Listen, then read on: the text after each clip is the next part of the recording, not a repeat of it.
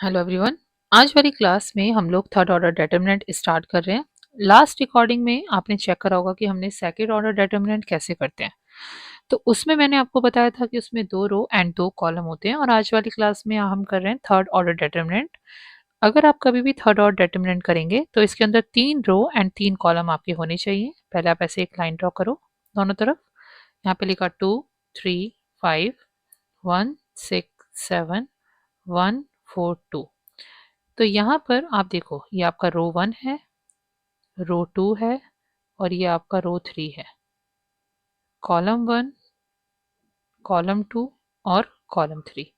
तो जिस भी क्वेश्चन के पास आपके 3 रो एंड 3 कॉलम होते हैं उसे बोलते हैं हम आपका ये थर्ड ऑर्डर डिटरमिनेंट। अब बात आती है कि जब कभी भी आप थर्ड ऑर्डर डिटरमिनेंट सॉल्व करेंगे तो कैसे सॉल्व करेंगे। तो चलिए वो देखते हैं आगे। हमने आपको यहाँ पे इक्वेशन दी है 2, 1, 3, 6, 4, 2, 1, 3 एंड 2 और यहाँ पर हमें लाइन ड्रॉ करनी है 2।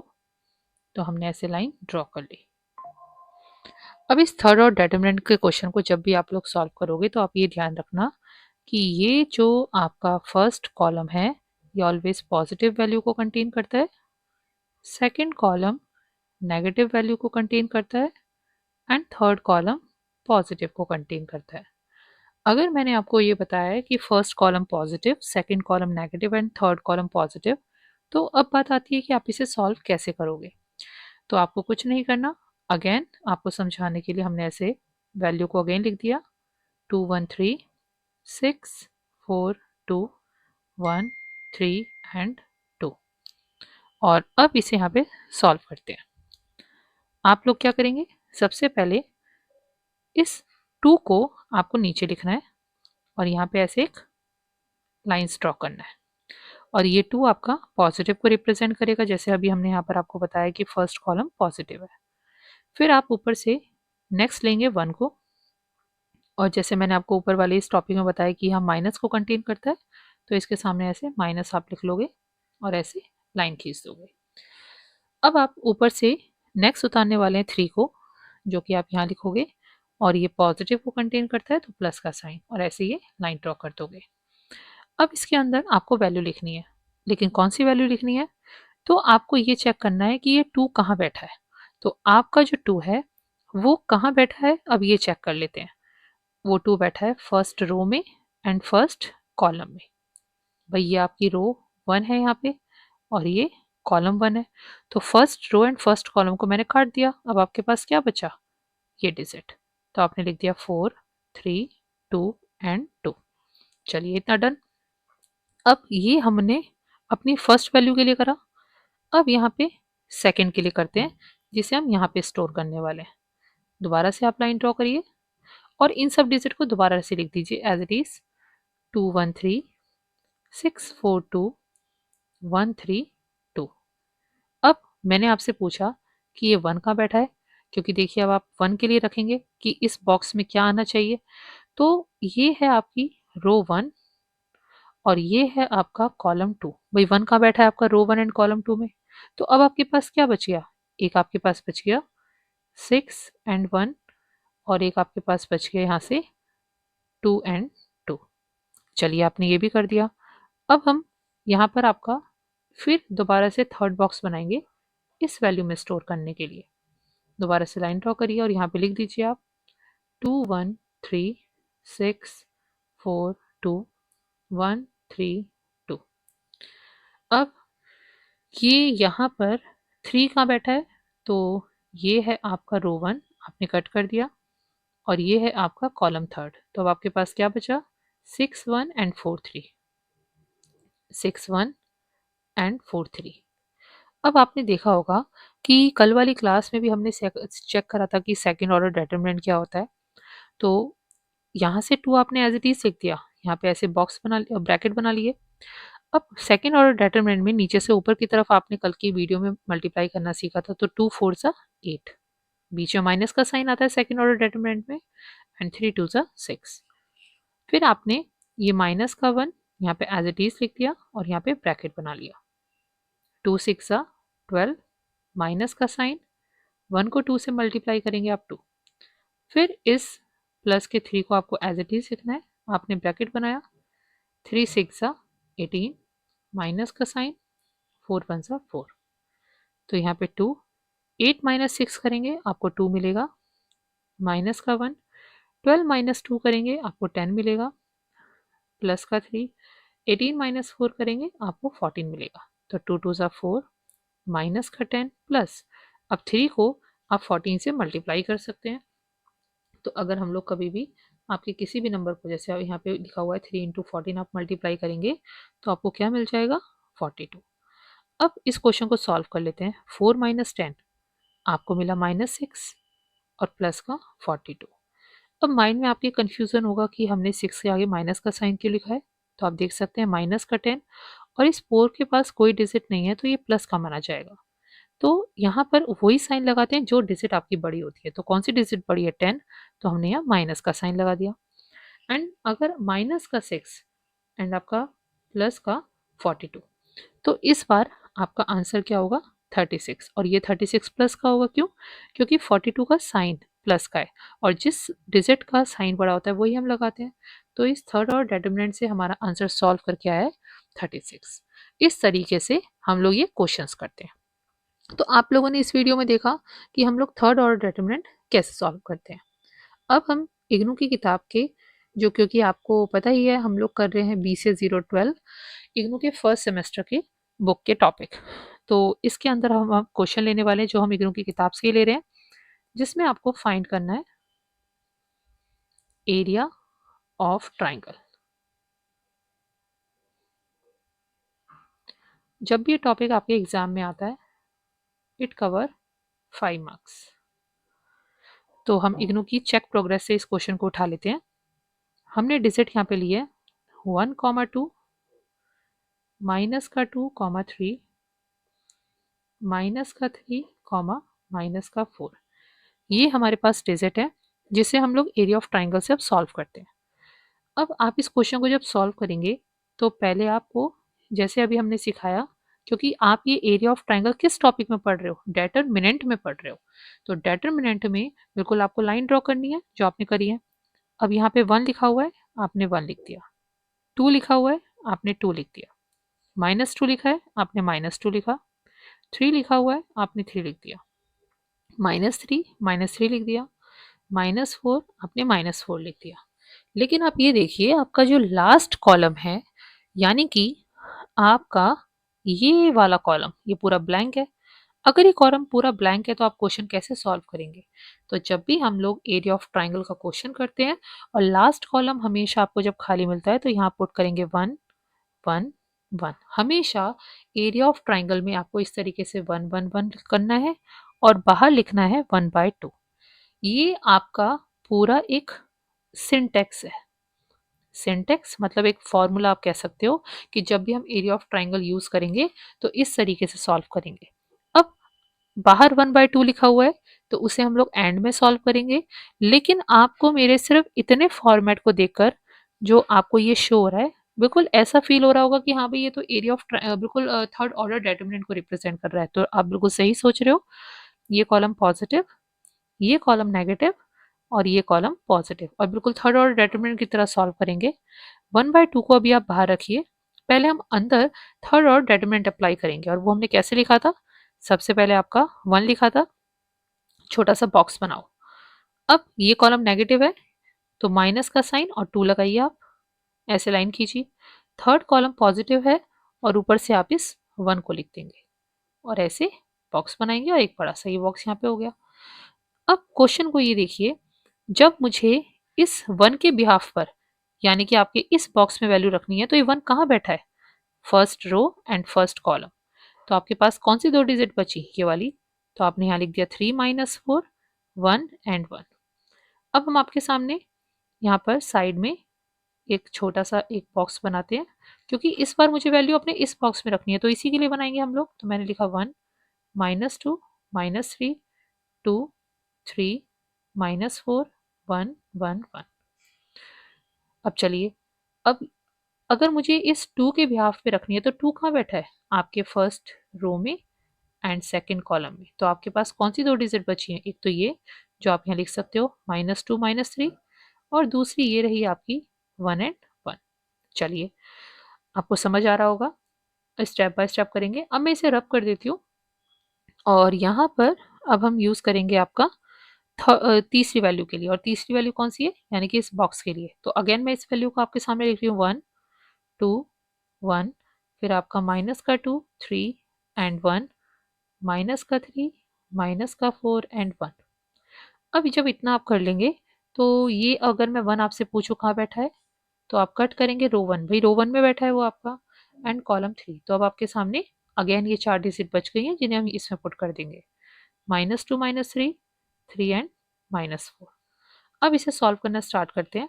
पहले आप 1/2 लिखिए, यहाँ पे 1 लिखिए, ऐसा ब्रैकेट बनाइए। हमेशा ये ध्यान रखिएगा नीचे से ऊपर की तरफ मल्टीप्लाई करना है। तो आपने 3 लिखा, माइनस एंड माइनस का 4, माइनस का 2 लिया, 1 को -2 से मल्टीप्लाई करा, -2, माइनस -3 को 1 से मल्टीप्लाई करा, -3, प्लस का 1। अब देखिए आप यहाँ पे -4 और -2, तो -4 को अगर -2 से मल्टीप्लाई करेंगे, यहाँ भी माइनस और यहाँ भी माइनस, माइनस माइनस क्या हो जाएगा? प्लस, एंड 4 2 सा 8, तो 8 हमने यहाँ पे लिख दिया, बीच में माइनस का साइन। अब -3 को 3 से मल्टीप्लाई करना है, तो -3 को 3 से मल्टीप्लाई करेंगे तो माइनस का साइन, और 3 3 सा 9, तो मैंने आपके सामने ब्रैकेट में लिखा इस तरीके से, माइनस का 9। 1/2 हमने यहाँ पे 1 लिखा। इसके बाद अब क्वेश्चन को सॉल्व करते हैं। 3, यहाँ भी माइनस, यहाँ भी माइनस, अगर ब्रैकेट ओपन होगा माइनस माइनस प्लस, और आपने 4 लिख दिया, माइनस का 2, माइनस का 2, अगेन माइनस माइनस प्लस, और यहाँ पे 3 लिखा, प्लस का 1, 8, माइनस माइनस प्लस, और आपने 9 लिख दिया, 1/2, फिर यहाँ पे आपका 1, 3 + 4 7, माइनस का 2, माइनस के 2 एंड प्लस के 3 को आप सॉल्व करोगे तो आपको 1 मिलेगा, प्लस का 1। अब 8 + 9 आप लोग प्लस करेंगे तो आपको 17 मिलेगा, 1/2। 1 को हमने 7 से मल्टीप्लाई करा, 7, माइनस का 2 एंड प्लस का 17। अब आप सब ये देखो, अगर 7 - 2 करूँगी मुझे 5 मिलेगा, प्लस का 17, 1/2। अब यहाँ पे 17 + 5 आपको मिला 22। अब 2 1 ज़ा 2, और इसे डिवाइड कर देते हैं तो क्या आपको मिल गया? 11। तो ये जो 11 है, दिस इज योर आंसर। तो ये हमने यहाँ पे क्या फाइंड आउट करा? आपका एरिया ऑफ ट्राइंगल। तो जब भी एरिया ऑफ ट्राइंगल का क्वेश्चन आपके एग्जाम में आता है, आपको इस तरीके से स्टेप बाय स्टेप सॉल्व करना है, और ये एरिया ऑफ ट्राइंगल आपके एग्जाम में 5 मार्क्स का क्वेश्चन आता है। अब जैसे आपने अभी यहाँ पर ये एरिया ऑफ ट्राइंगल देखा, ऐसे ही आपका नेक्स्ट टॉपिक आता है कोलीनियर। ये कोलीनियर भी आप डेटरमिनेंट में देखेंगे, और ये क्वेश्चन भी मैं आपका इग्नू की किताब से उठाती हूँ। क्वेश्चन है, यूजिंग डेटरमिनेंट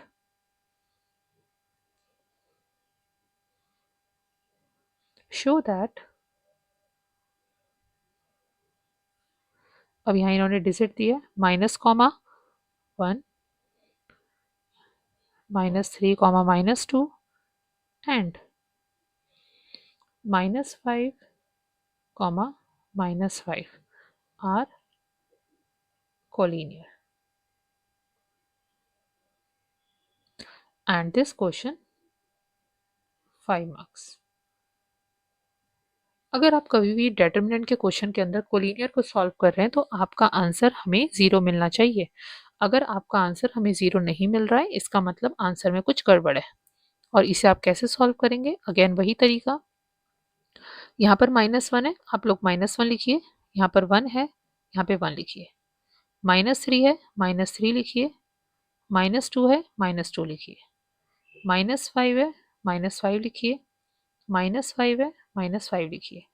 लेकिन लास्ट कॉलम आपका इस बार ब्लैंक है, तो आप वहाँ पे लिखेंगे 1 1 1।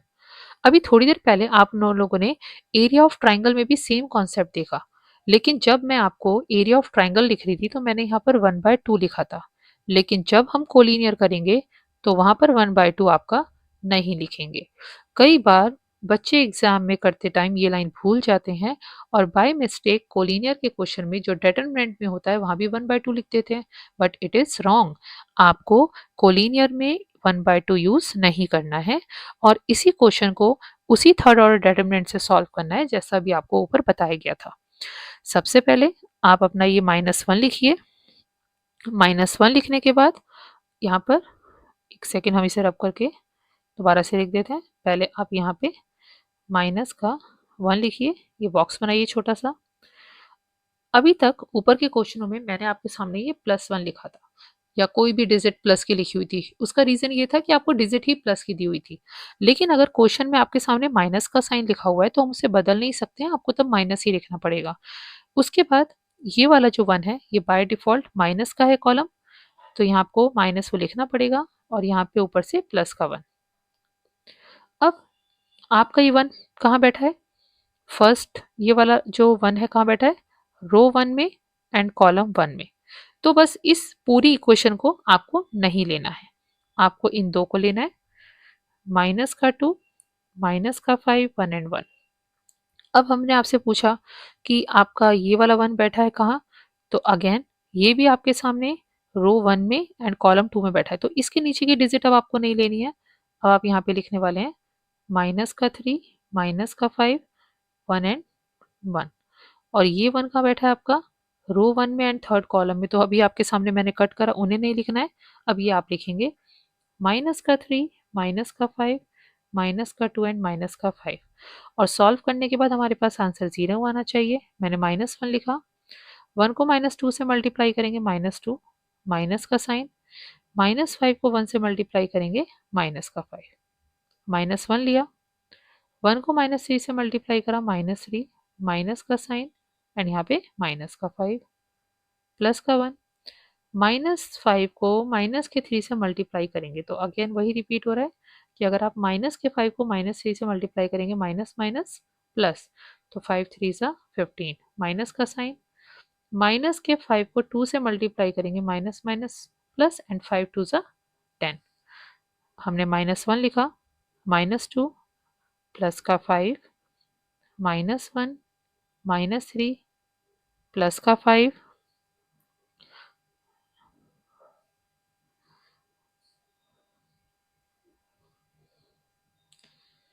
प्लस का 1, 15 माइनस 10 आपको 5 मिल गया, -1 -2 प्लस का 5 आपको मिलेगा 3, -1 -3 प्लस का 5 आपको मिला 2 एंड प्लस का 5। -1 को 3 से मल्टीप्लाई करेंगे -3, -2 प्लस का 5, -3 एंड -2 आपको मिला -5 एंड प्लस का 5 इज इक्वल टू 0। तो दैट इज कोलिनियर। यही बात आपको बताई कि जब कभी भी आप कोलिनियर का क्वेश्चन डिटरमिनेंट में करेंगे तो आपका आंसर 0 होना चाहिए। इन केस अगर आपका आंसर 0 नहीं आ रहा है तो कहीं पर कैलकुलेशन मिस्टेक हुई है जो आपको चेक करना पड़ेगा। ये हमारा डिटरमिनेंट जो कि आपके BCS 012 ब्लॉक 1 यूनिट 1 है, ये उसका क्वेश्चन था। अब हम पढ़ेंगे आपके सामने क्रैमर्स रूल क्या होता है।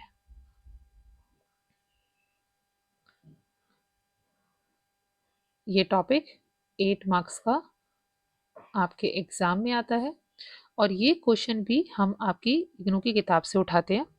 एक क्वेश्चन है x प्लस 2y माइनस का z is equal to -1, 3x plus का 8y प्लस का 2z is equal to 28, 4x plus का 9y प्लस का z इज इक्वल टू 14। चलिए अब ये क्वेश्चन हम लोगों को क्रैमर्स रूल से सॉल्व करना है, तो स्टार्ट कर देते हैं। सबसे पहले जब भी आप इस टाइप के क्वेश्चंस को सॉल्व करेंगे तो हम ना इसे स्टेप बाय स्टेप सॉल्व करेंगे। तो पहले आप लोग लिख दीजिए remove coefficients x, y and z। आप इस क्वेश्चन को जब सॉल्व करेंगे तो कफिशिएंट जो x, y, z आपको दे रखे हैं उन्हें आप रिमूव कर दीजिए। अब जैसे कि यहाँ से पे ये x लिखा हुआ है, अगर आप इस x को रिमूव करेंगे आपको क्या मिलेगा 1, यहाँ से y को रिमूव करेंगे 2, z को रिमूव करेंगे तो 1। लेकिन एक और चीज़ जो आप सबको ध्यान रखनी है, z के आगे साइन कौन सा है? माइनस का, ये बिल्कुल मत भूलिएगा, साइन आपके लिए मैंडेटरी है। x को रिमूव करेंगे 3, y को रिमूव करेंगे 8, z को रिमूव करेंगे 2, x को रिमूव करेंगे 9, y को रिमूव करेंगे 9, सॉरी यहाँ पर आपके सामने ये 4 था जो बाय मिस्टेक 9 लिख दिया है। 4, यहाँ से z रिमूव करेंगे 1, और यहाँ बाहर आप लिख दोगे इस तरीके से x y and z is equal to, यहाँ पर आपका -1, 28 एंड 14।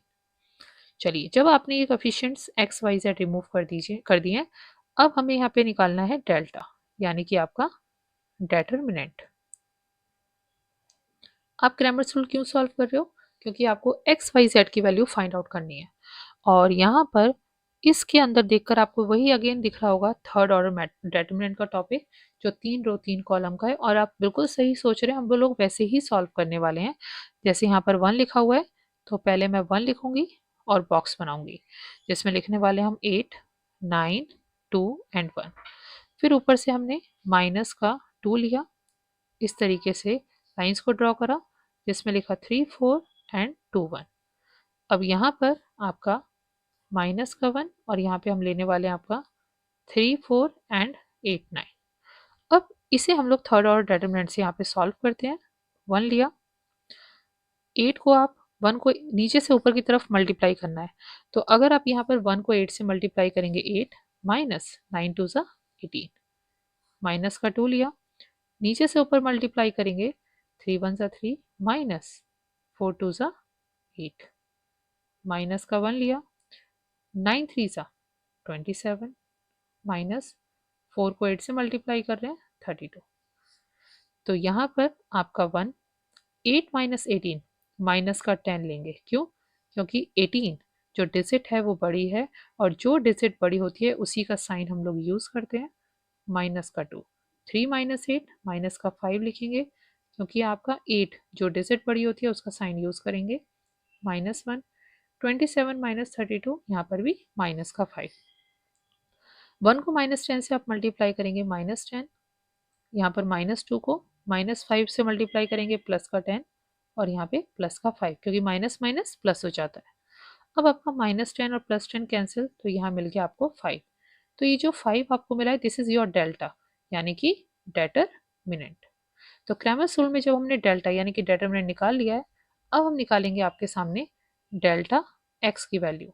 और ये जो आप निकालने वाले हैं, ये होगा आपका स्टेप 2 यहाँ पर, डेल्टा एक्स का। इससे पहले हमने क्या निकाला था? आपका डेल्टा निकाला था, और अब हम निकालने वाले हैं आपका डेल्टा एक्स। तो इस डेल्टा एक्स का लॉजिक आप लोगों को ध्यान से समझना पड़ेगा, और वो लॉजिक ये है, आप यहाँ पे ये देख सकते हैं कि इसके अंदर ये जो पूरा फर्स्ट कॉलम आपको दिख रहा है, ये आपका एक्स को रिप्रेजेंट कर रहा है। और अभी मैं आपको जो समझा रही हूँ वो ये कि आपको यहाँ पे डेल्टा एक्स निकालना है।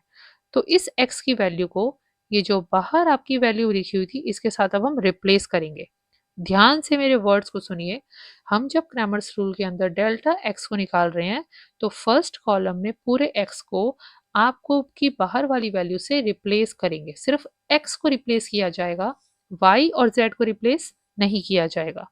अब यहाँ पे आप देख सकते हो कि जब मैं आपके सामने डेल्टा एक्स की वैल्यू लिखूंगी, तो कौन सी डिजिट मैं आपके सामने लिख रही हूँ? मैं यहाँ पे लिख रही हूँ पहले माइनस का 1, फिर आपका 28, और फिर आपका 40, जो हमने बोला था कि बाहर वाली डिजिट। लेकिन आपकी y और z की डिजिट चेंज नहीं होगी।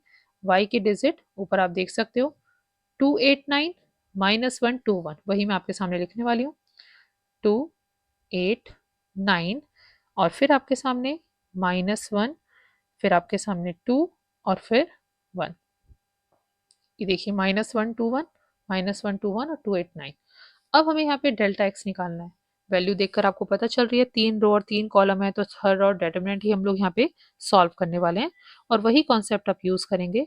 पहले आपका -1, और आपका यहाँ पे 8 1 ज़ा 8, 9 2 ज़ा 18, माइनस का 2, और फिर इसके बाद आपका अगला कॉलम में 28 -28 प्लस ऊपर से माइनस का 1 उतारेंगे। 28 को आप मल्टीप्लाई कर सकते हो 9 से, तो हमारा आंसर आएगा 252, माइनस का साइन। अगर 14 को मल्टीप्लाई करेंगे 8 से, तो आंसर आएगा 112। मैंने अपनी मल्टीप्लाई नीचे से ऊपर की तरफ करी है, ऊपर से नीचे कभी मत करना, आपके साइन में भी फिर मिस्टेक हो सकती है। यहाँ पे आपको माइनस का 10 मिलने वाला है, -2। अब 28 -28 तो 0 हो जाएगा, और अगर प्लस -1 करेंगे तो -1। इधर 252 को अब 112 से जरा माइनस करिए तो आपको कितना मिल जाएगा 140।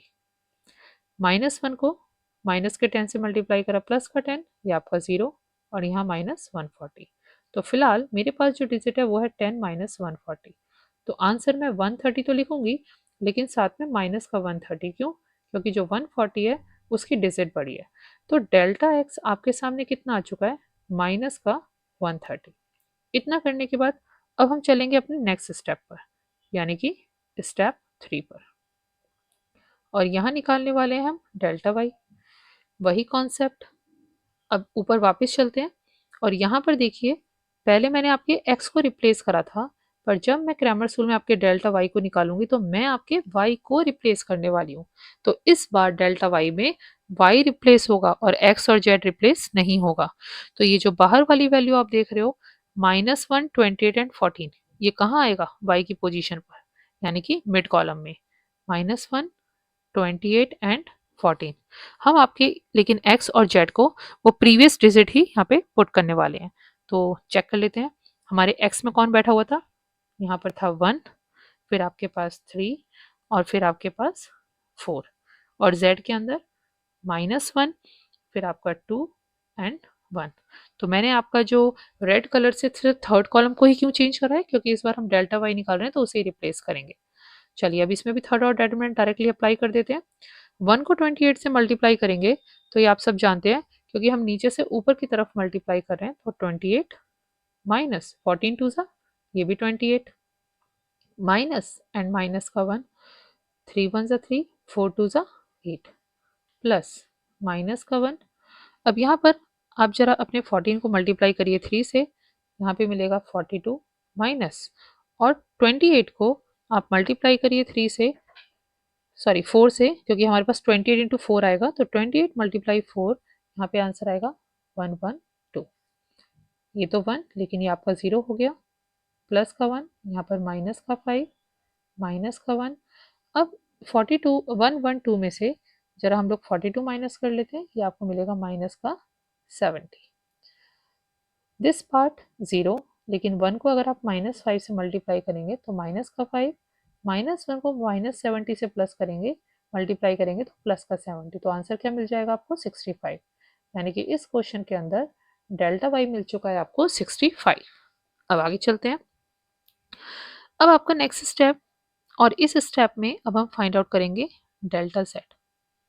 अब मेरे इस क्वेश्चन को इतने देखने के बाद तो आपको आइडिया होगा कि फर्स्ट में मैंने डेल्टा एक्स को रिप्लेस करा, सेकंड में डेल्टा वाई को रिप्लेस करा, बट इस बार हम आपके सामने रिप्लेस करेंगे आपके पूरे डेल्टा जेड को। किसके साथ?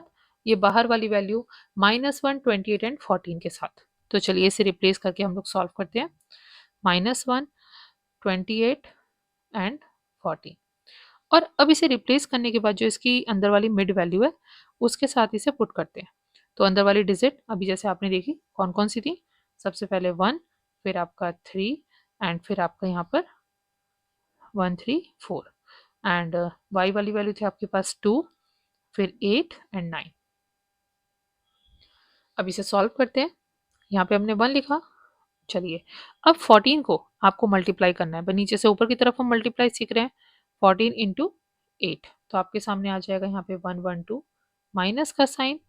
अब यहाँ पे आपका 28 मल्टीप्लाई 9, तो यहाँ पे आंसर आ जाएगा 252, माइनस का 2। अब यहाँ पे 14 को मल्टीप्लाई करिए आप 3 से, यहाँ पे मिल जाएगा 42, माइनस का साइन।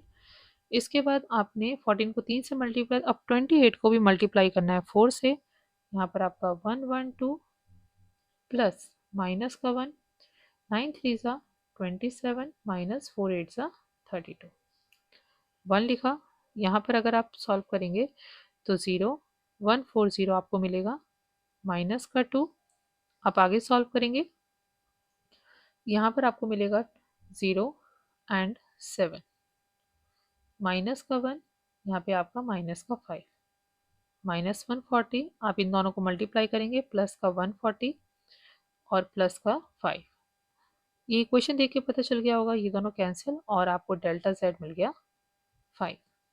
जब आप लोगों ने इतना क्वेश्चन सॉल्व कर लिया तो इसके बाद अब आपको ये पता है मैंने जैसे कि जब भी हम लोग अपना क्रैमर्स रूल सॉल्व करते हैं तो क्रैमर्स रूल सॉल्व करने का मेन रीज़न होता है कि हमें delta x, delta y, delta z निकालने के बाद अपना एक्स वाई जेड निकालना है। तो वही निकालते हैं। एक्स निकालने का फॉर्मूला होता है डेल्टा एक्स अपॉन में डेल्टा। डेल्टा एक्स की वैल्यू आपकी 130 आई थी और आपके डेल्टा की वैल्यू 5। तो अगर आप कैंसिल आउट करेंगे आपको मिलेगा -26। अगर आप वाई निकालेंगे तो डेल्टा वाई अपॉन में डेल्टा। डेल्टा वाई आपका आया था 65 डिवाइड बाय 5, यहाँ पे मिल जाएगा आपको 13। और जब आपने z निकाला था तो डेल्टा z अपॉन में डेल्टा जो कि 5 अपॉन में 5, तो आपको 1 मिल जाएगा and hence your question is solved. तो इस तरीके से करते हैं हम लोग क्रैमर्स रूल।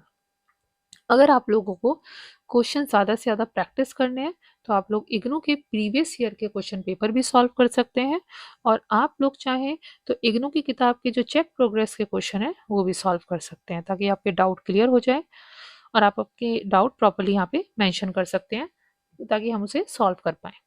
चलिए, अब आज वाली क्लास में आपने पहले इतना पार्ट देखा कि आपका क्रैमर्स रूल क्या होता है। अब नेक्स्ट क्लास में हम लोग आपका नेक्स्ट टॉपिक देखेंगे। Thank you.